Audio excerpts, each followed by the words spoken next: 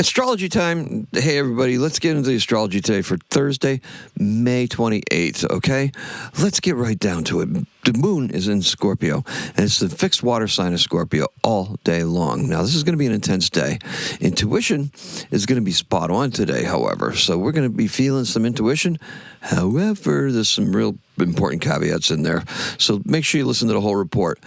People are going to want to dig deep today. They're going to want to go deep. It's up to us to demonstrate that we have indeed gone deeper.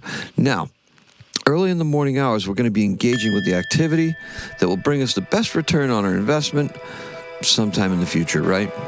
Preferably when the sun is in the same place as the moon is in Scorpio today, because there's some things in the chart that indicate this. Now, if it's a creative endeavor, that's even better, because we have Neptune and Uranus involved in this as well. So let's talk about the squares for a bit, okay? Because there's some squares today that I really want to talk about. And I had a question yesterday, and I said that I would address this today. So let's address some squares, all right? Now, the square in modern Western astrology dates back all the way to Ptolemy and before, right? The dates before there, but Claudius Ptolemy was the first one to put it down and to talk about them. Now, what are squares? Squares are 90-degree angles that, if you look at the zodiacal wheel, the relationship between the planets, you hear us talk about sextiles, you hear us talk about trines, you hear us talk about oppositions and conjunctions. Less mentioned are semi-sextiles and semi-squares and all sorts of stuff like that. There's permutations for everything, quintiles even, right? The fifth of something.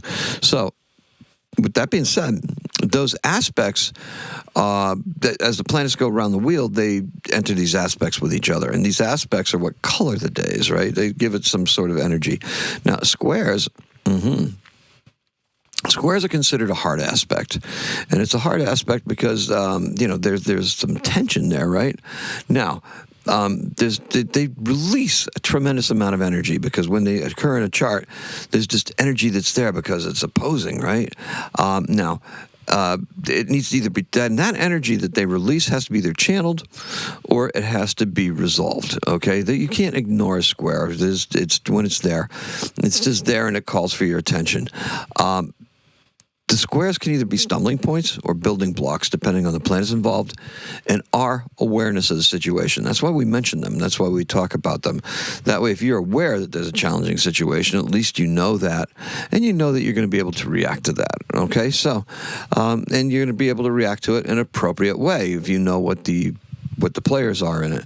We've got one between Saturn and Venus, and boy, do we have some advice for you today. So, today's chart features one lunar square, that's the moon square Pluto, and then a much harder square tonight when Venus-Saturn is square.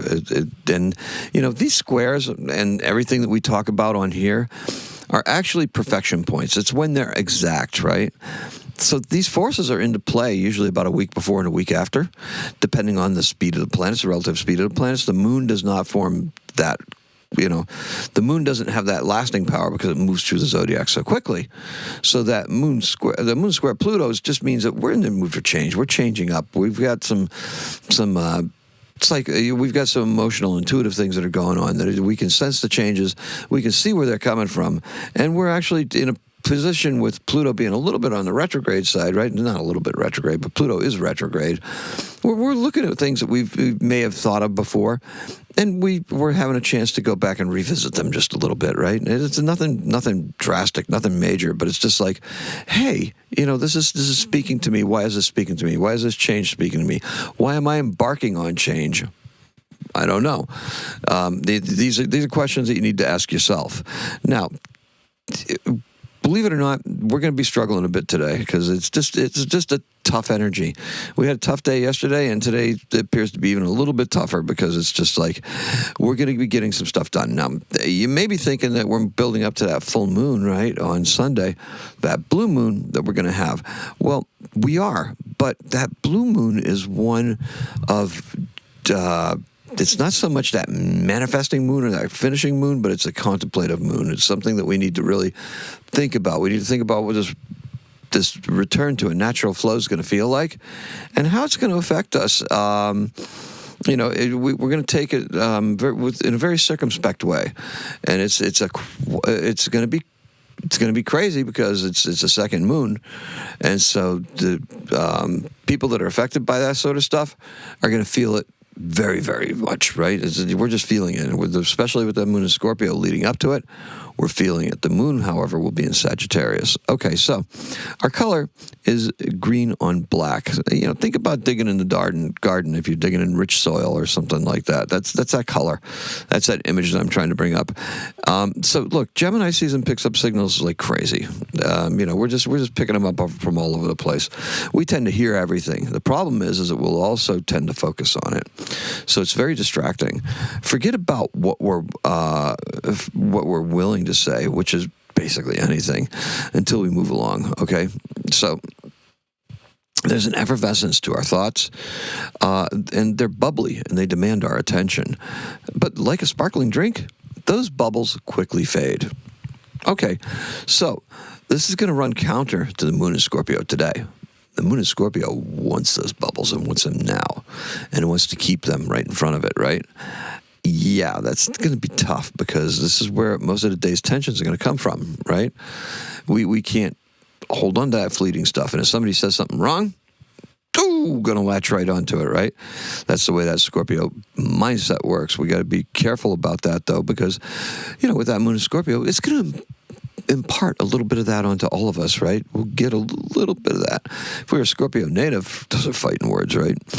Yeah, so we're not going to do that. So like I said, look, those tensions and everything like that, our attitude in the morning is hopeful. And what you're drawn to, and what you're drawn towards and what you're drawn to will actually be most likely what we're going to bring us to highest satisfaction at that point later on in the year, right? When the Scorpio season is here, when the sun is in the position where the moon is at right now. Watch out for partnership disagreements today. Venus square the sun is going to be testing us, and it would be easy for us to for a burst of jealousy to become verbalized, okay? Or anything, like, something that pisses us off is just going to be out there. Gemini season, right? Yeah, just say it. There are many ways to mess up a relationship today. And put it this way, commas are there for a reason. There are many ways to mess up a relationship. Today, we are best off steering clear of this, okay? If it is unavoidable, at least the makeup portion of this should be interesting. Okay, so the whole day will be emotionally fraught. The moon in Scorpio can be a powerful motivator. We tend to go deep, right? Today would be a great day to get further into astrology. However, it would be a bad day to tell someone their chart is troubling or annoying or something like that, right? Not that you should do that as an astrologer, because there's certain ethical codes and stuff like that where you don't do stuff like that. However, challenges, we tend to present them honestly, or I present them honestly, but it's always up to you to decide how you're going to address them, because that's part of what it is. It's always up to us individually to address them. Today, we struggle with that small detail. Okay? Now, our fun example uses astrology, but you don't need to know someone's chart to know they're annoying you, okay? It just doesn't work like that. We're going to struggle with this, and we're going to struggle with whether we say something to them or not. And both options, whether we do or don't, are going to have an effect on us. So please consider what it is that you need to accomplish by the full moon in Sagittarius, because that is where you should be placing your energy. So tomorrow we're going to have a great opportunity to do some things that are going to be expansive and to get out of this intense shell that we're in, and be able to use some of that power to move forward and to really go deeper and to move our agenda out in a way that needs to be done. But that's what we need to do, okay? So, let's see. So with that being said, I think we're all done. Let's talk about something here, okay? Okay, so, look at this. The Venus-Saturn square is the last aspect of the day. Relationships are going to be tested and strained. You probably already felt this over the last week or so. Here's a friendly reminder. This too shall pass. It's just a bumpy section of the road. I do realize that not every situation is salvageable. I'd be fooled to say that, right? However, despite how we feel at the time, it's never the end of the world. just isn't. It's just unrealized change. So stack the odds in your favor. Please never go to bed angry.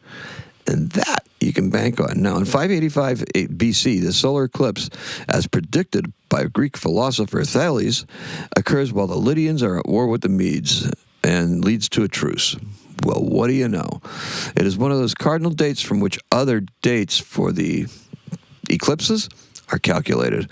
And in 1879, we're going to keep it up in space, right? Milutin Milankovic, he's a Serbian astronomer and geophysicist who linked long-term changes in climate to astronomical factors affecting the amount of solar energy received at the Earth's surface. He's born in Dodge in Austria-Hungary, and he died in 1958. And that's all I have for you. Thank you so much for joining me. Thank you for coming by. A little explanation of squares there for Alana, and we are good. So let's recap, shall we? Our color is green on black, and that is like digging in the garden. And our keyword is struggle, because today is going to be kind of a struggle. 11:11 when I just said that. I'm hoping that it's not a struggle for you. That's my wish for you. Today is a 3. Happy astrocatting.